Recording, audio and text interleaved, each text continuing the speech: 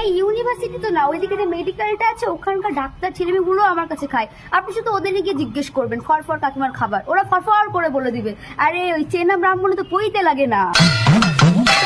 দেখুন দিদি, বাজারের ফ্রেশ সবজি যেটা সেটাই আমরা দিই, এমন না যে কম দামে সবজি পেলাম তুলে নিয়ে চলে আসলাম। শীতকালে সস্তা কি গাজর, ওটাই নিয়ে আসি।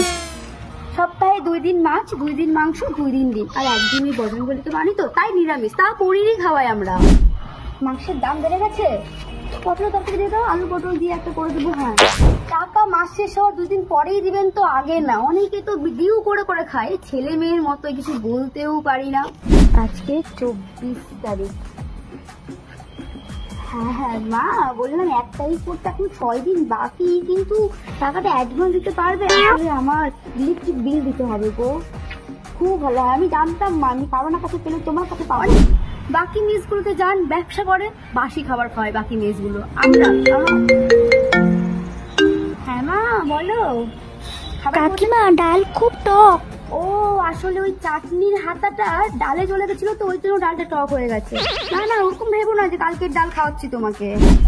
এই ইউনিভার্সিটির মান কমতে পারে, কিন্তু ফরফর কাকিমার মেসের খাবারের মান কোনো বাবা মা যদি কমপ্লেন করতে পারে, মেসই বন্ধ করে দেবো। কাকিমা, পচা মাছের কমপ্লেন এসেছে। ফেসে গেল কালীগ্রামের